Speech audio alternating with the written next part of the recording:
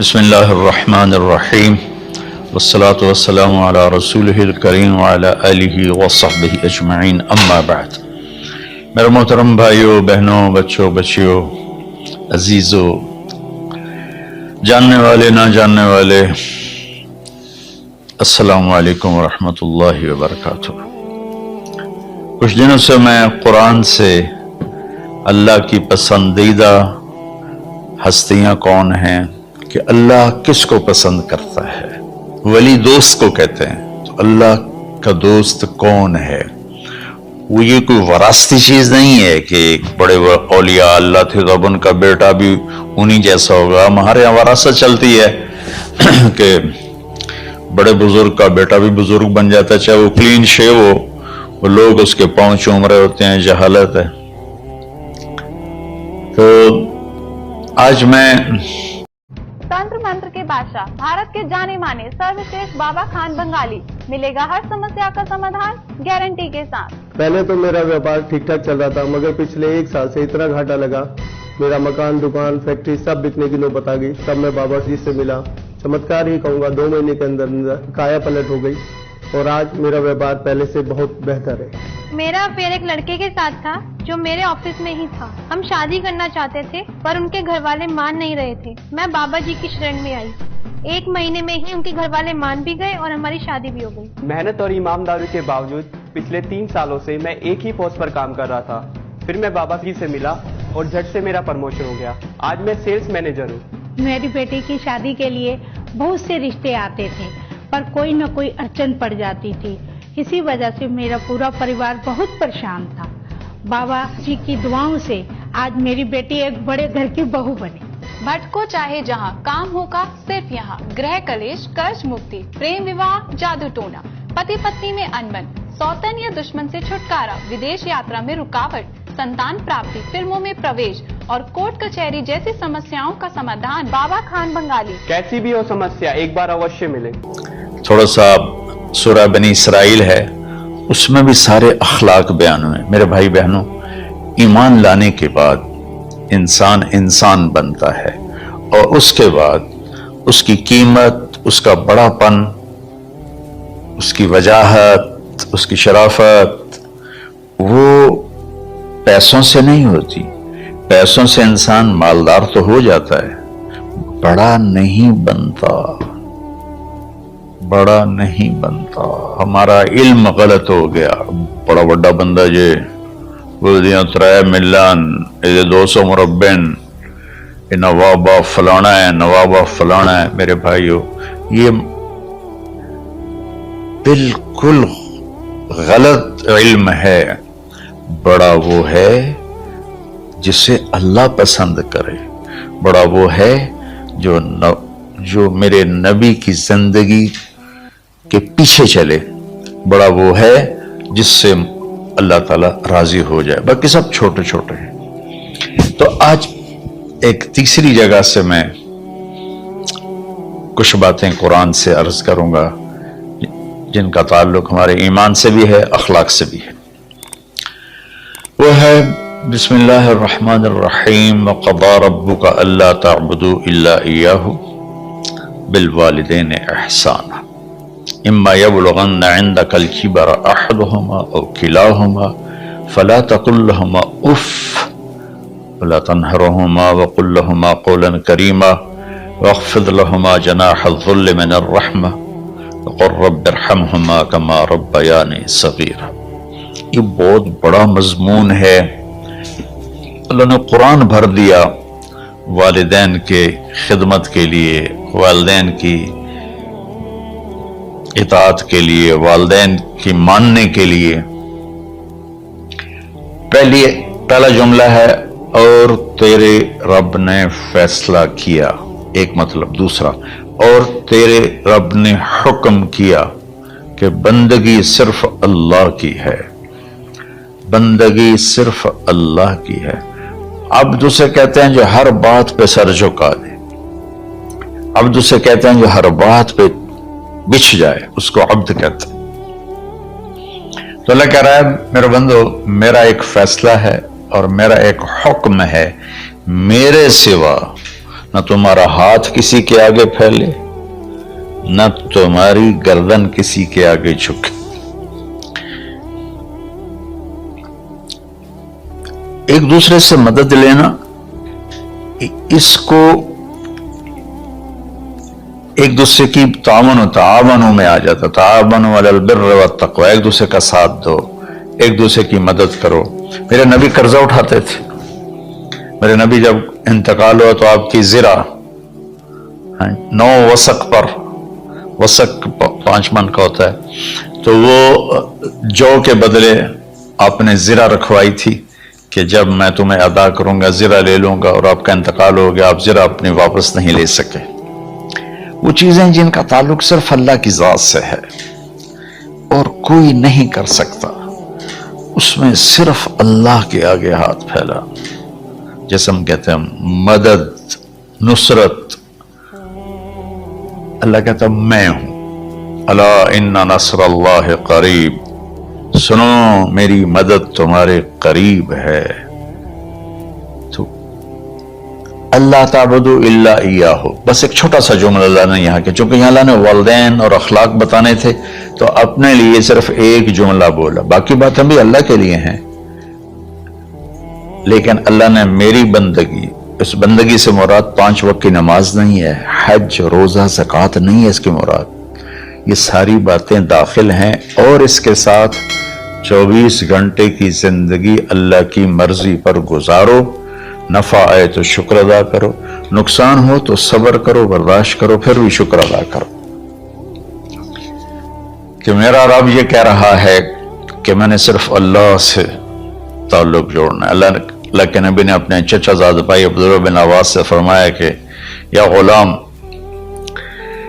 اے نوجوان، اسی کا بکلمات فاحفظہ، میں تمہیں چند باتوں کی وصیت کرتا ہوں۔ کیا؟ احفظ اللہ، احفظ اللہ یحفظک اللہ، یحفظک اللہ، اللہ کے اوامر کی حفاظت کر، اللہ تیری حفاظت کرے گا۔ احفظ اللہ تجدہ تجاہک، تو اللہ کے اوامر، اسلام، حلال حرام کی پہچان کر کے زندگی گزار تو اللہ کو ہر وقت تو اپنی مدد کے لیے تیار پائے گا۔ اور لمبی حدیث ہے، عشاء کی نماز کا وقت ہو رہا ہے، اس میں وہ جملہ جو اس میرے مضمون سے متعلق ہے، وَإِذَا سَأَلْتَ فَاسْأَلِ اللَّهِ، جب بھی مانگو اللہ سے مانگو، جب بھی مانگو اللہ سے مانگو، اللہ کے سوا کوئی دینے والا نہیں ہے، صرف اللہ ہے دینے کے لیے۔ وَإِذَا اسْتَعَنْتَ فَاسْتَعِنْ بِاللَّهِ، اور جب مدد کے لیے ہاتھ اٹھاؤ تو صرف اللہ کو پکارو، جب ضرورت حاجت کے لیے مدد کے لیے ہاتھ اٹھاؤ تو اپنے اللہ کو پکارو۔ تو یہ حدیث کی بات بھی ہے، یہ قرآن کی بات بھی ہے۔ اس کے بعد آگے اللہ کہتا ہے وَبِالْوَالِدَيْنِ إِحْسَانًا، اور اپنے والدین کے ساتھ احسان کرو۔ احسان کا کیا مطلب ہے؟ اللہ آگے اسی کی تشریح کر رہا ہے۔ ویسے احسان کا مطلب عربی میں ہوتا ہے، یہ جو ہمارا اردو کا احسان ہے، میں تیرے تو احسان کیتا ہے، تم نے مالک کی کر رہے ہیں، یہ بھی مطلب ہے، لیکن احسان کا اصل مطلب ہوتا ہے، احسان حسن سے ہے، حسن، حسن سے الف، 2 الف ملے اور احسان بن گیا۔ احسان کا مطلب ہوتا ہے کسی بھی کام کو جو دنیا کا ہے، دین کا ہے، اسے انتہائی خوبصورت طریقے سے کرنا۔ جیسے کسی دلہن کا میک اپ ہوتا ہے نا، تو 5-6 گھنٹے 4 گھنٹے کے بعد وہ کہتی ہے، جو ہوتی ہے اس کا میک اپ کرنے والی، کہ جی بس یہ مکمل ہو گیا ہے اور اب اس سے آگے نہیں ہے۔ تو آخری اچھائی کی آخری انتہا پر پہنچ کے کام کرنے کو احسان کہتے ہیں۔ تو میرا اللہ کہہ رہا ہے میرے بندو، اپنے والدین کے ساتھ وہ کرو کہ جو بھلائی کی، خدمت کی، ماننے کی آخری حد ہے۔ سبحان اللہ۔ وبالوالدین احسان، بالوالدین پہلے ہے، احسان بعد میں ہے۔ اللہ تعالیٰ نے باقی سب کو پیچھے کر کے فرمایا کہ دیکھو، خاص طور پہ ماں باپ کے ساتھ وہ رویہ کرو کہ ان کے دل سے دعائیں نکلیں. چند دن پہلے ایک والد یوں ہاتھ اٹھا کے کہہ رہا تھا اپنے بیٹے، اکلوتا بیٹا، میں منگنا اللہ کھولو اللہ تینوں چاہ لگے. باپ بیٹے کے لیے یہ دعا مانگ رہا تھا اور بیٹا اکیلا ہے، یہ بد دعا باپ کر رہا تھا. تو بھائیو ایسی اولاد نہ بنو جس ماں نے پیٹ میں 9 مہینے اٹھایا پھر جننے کی تکلیف برداشت کی. ایک شخص آیا حضرت عبید بن عمیر کے پاس کہ حضرت میں نے ماں کو اپنے کندھے پہ بٹھا کے پیدل حج کرایا ہے، مینا لے گیا، عرفات لے گیا، مزدلفہ، پھر مینا، پھر مکہ، تو کیا میں نے ماں کا حق ادا کر دیا؟ میں نے فرمایا ولا طلقۃ واحدہ، بیٹا ابھی ایک طلقہ کا حق بھی ادا نہیں ہو. طلقہ کسے کہتے ہیں؟ جب بچہ پیدا ہونے کا وقت آتا ہے تو ماں کو دردوں کی لہریں اٹھتی ہیں، وہ اتنی خوفناک ہوتی ہیں کہ ماں چیخ چیخ کے رہ جاتی ہے، اور بعض اوقات ڈیلیوری لیٹ ہو جاتی ہے تو وہ تڑپتی ہے، روتی ہے. وہ جو لہریں ہیں نا پیٹ میں آتی ہیں جاتی ہیں، آتی ہیں جاتی ہیں، ایک لہر جو درد کی اٹھتی ہے اس کو کہتے ہیں طلقہ. میں قربان جاؤں، انہوں نے فرمایا بیٹا ابھی تیری ماں نے جو تجھے جنا تھا اس وقت جو تجھے درد، وہ تیری ماں نے درد کی لہریں برداشت کی تھی، اس میں سے ایک لہر کا بھی حق ادا نہیں ہوا، یعنی کہ حق ادا ہو ہی نہیں سکتا. یہ مطلب کہ حق ادا ہو ہی نہیں سکتا کہ بیٹا ابھی ایک کا بھی نہیں. پھر حضرت عبداللہ بن عمر سے ایک شخص نے پوچھا کہ اچھا یہ جو آدمی تھا یہ خراسان، یہ ایران میں ہے اور افغانستان میں، یہاں سے ماں کو پیدل کندھے پہ بٹھا کے مکے پہنچا تھا، اندازہ لگا اس نے کتنی مشقت اٹھائی. اور عبید اللہ بن عمیر کہتے ہیں بیٹا ابھی ایک لہر کا حق ادا نہیں ہوا.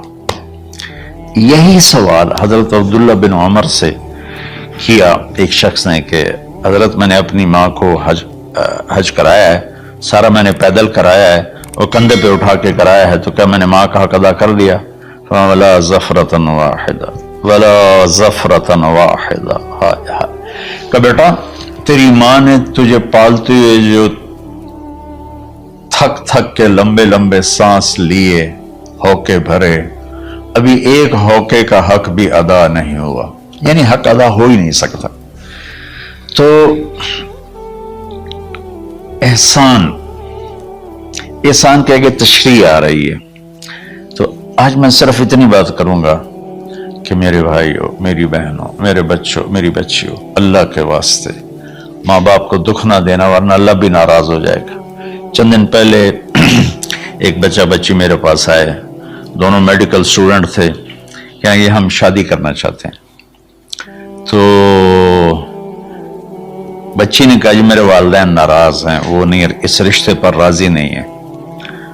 تو میرے باپ کہتے ہیں اگر تو نے یہاں رشتہ کیا تو تیری میری ایک درمیان ایک خط آئے، کھچ جائے گا خلیج، ہم اس پار نہیں آئیں گے تو اس پار نہیں آئے گی. میں نے کہا بیٹی جس ماں نے تجھے 9 مہینے پیٹ میں پالا، 2 سال تجھے دودھ پلایا، تیری پوٹیاں پیشاب صاف کیا، تجھے پیمپر باندھے، تجھے اٹھ کے راتوں کو اپنی چھاتی سے دودھ پلایا، کیا اب اس کا اتنا بھی حق نہیں کہ تم اس کی رائے کا احترام کرو؟ اتنا بھی حق نہیں ہے؟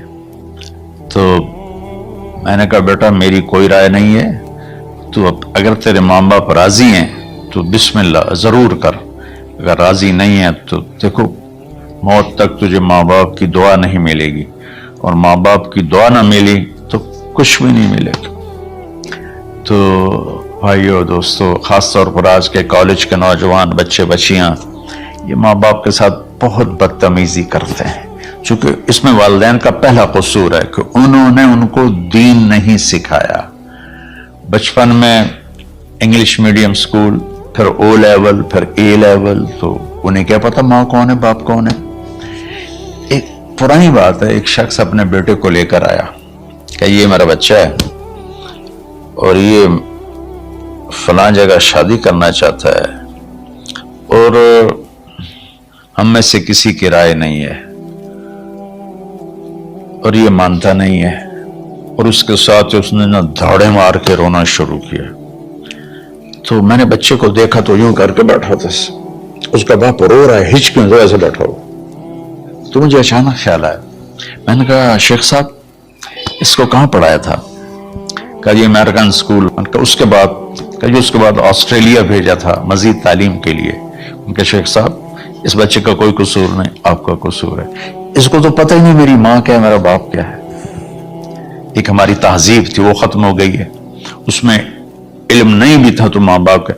میں نے اپنی آنکھوں سے دیکھا، میں نے اپنے دادا کو دیکھا لیکن مجھے یاد نہیں، لیکن جو میرے دادا کے چھوٹے بھائی تھے ان کو میں سنبھلتا ہوں، ان کو میں نے دیکھا ہے. تیسری چوتھی جماعت تک میں تھا، 61 میں ان کا انتقال ہوا، میری 9 سال عمر تھی.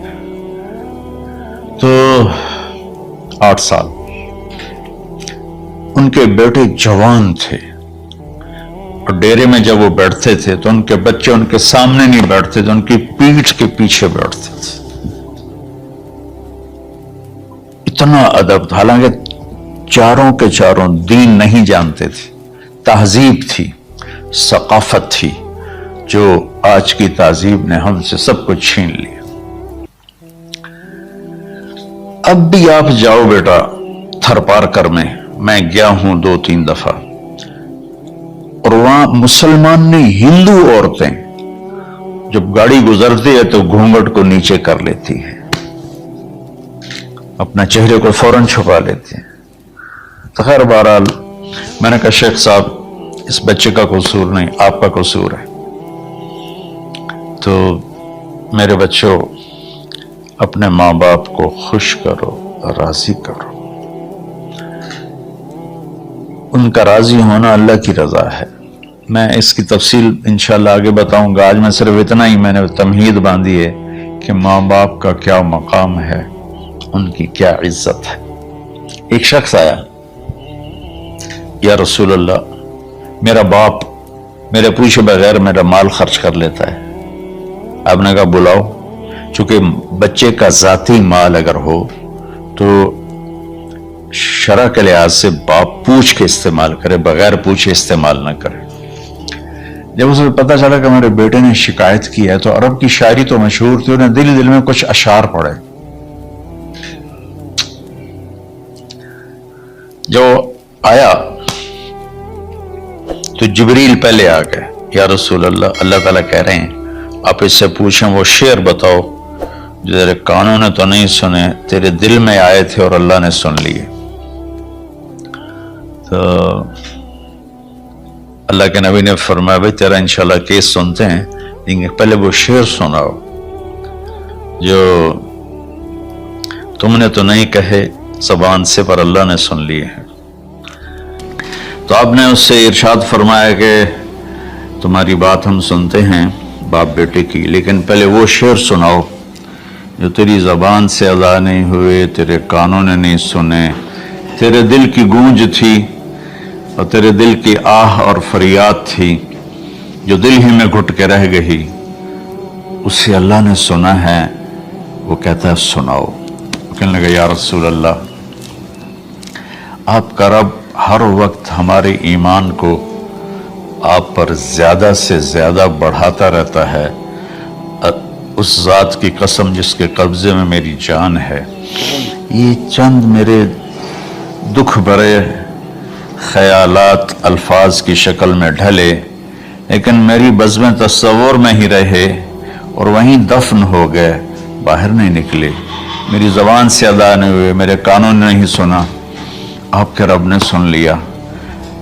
آپ نے کہا اچھا بتاؤ تم نے کہا کیا تھا؟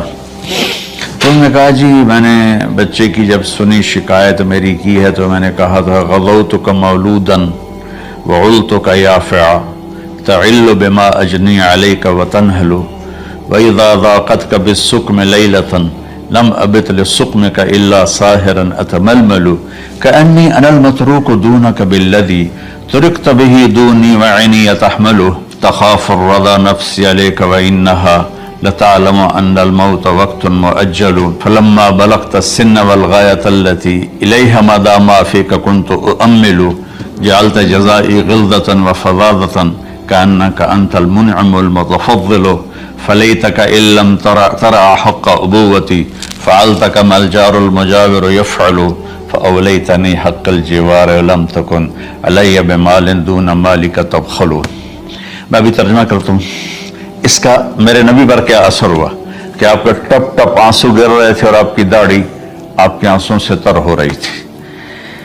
یہ اتنا فصیح کلام ہے کہ عربوں کو بھی پسینہ آ جائے گا ترجمہ کرنے کے لیے. تو میں تو عربی نہیں ہوں، لیکن یہ فخر تو حاصل ہے، بھلے ہیں یا برے ہیں، دو چار قدم ہم بھی تیرے ساتھ چلے ہیں.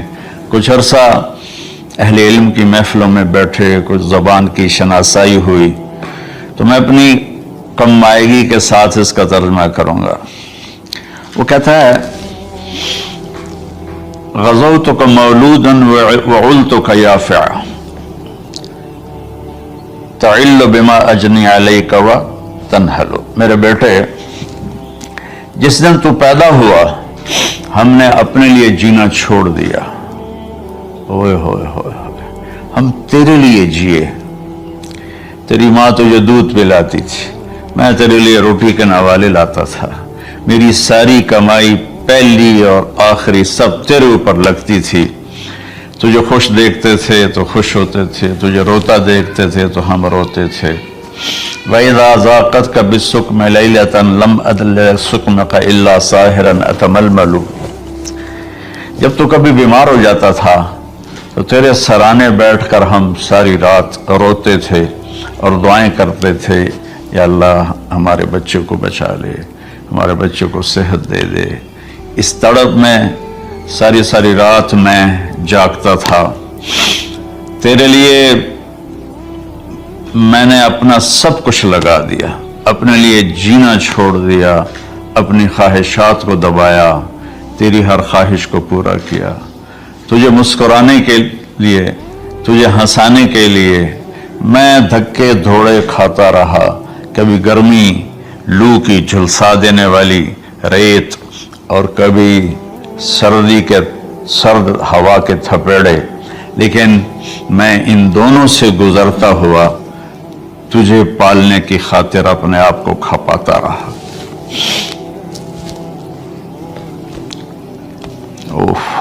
فلما بلغت السن والغایۃ التی الیہا مدی ما فیک کنت اؤمل.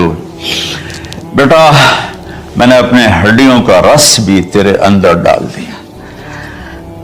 صرف کمائی نہیں، میں نے اپنے ہڈیوں کا رس تیرے اندر ڈالا. میں نے جو کچھ تھا تیرے اوپر قربان کیا. تجھے مسکراتا دیکھ کر میں اپنے غم بھولتا تھا، تجھے ہنستا دیکھ کر مجھے دکھ بھول جاتے تھے. اور پھر آہستہ آہستہ آہستہ میری ہڈیوں کا گودا، میری کمائی تیرے اندر گئی اور تو ایک خوبصورت درخت کی طرح بڑھتا چلا گیا، بڑھتا چلا گیا، بڑھتا چلا گیا، بڑھتا چلا گیا. اور میری بڑھاپے نے کمر جھکا دی اور میں جھکتا چلا گیا، جھکتا چلا گیا. میرا خیال تھا کہ جیسے میں اس کی انگلی پکڑ کے چلتا تھا، اب میری باری ہے، یہ میری انگلی پکڑ کے چلے گا. جیسے میں اسے سینے سے لگاتا تھا، پیار کرتا تھا، جھولے جھولاتا تھا، باغ میں لے جاتا تھا. یہ ساری اس کی تعبیرات کے اندر داخل ہیں، الفاظ میں نہیں ہیں. تو مجھے خیال آتا تھا جب میں بوڑھا ہو جاؤں گا نا تو میرا بیٹا بھی مجھے ایسے ہی لے کے پھرے گا، میرا بیٹا بھی میری سنے گا. یہ 100 دفعہ پوچھتا تھا یہ کیا ہے، اور میں ہر دفعہ جواب دیتا تھا یہ ہے. تو اب میں بوڑھاپے میں اس سے بات کروں گا، یہ میری بات سنے گا. میں اس کو نوالے کھلاتا تھا، یہ مجھے روٹی کھلائے گا. میں اس کا انگلی پکڑ کے چلتا تھا، یہ میرا ہاتھ پکڑ کے چلے گا. میری کمر بڑھاپے نے جھکا دی اور میں ایک خشک پیڑ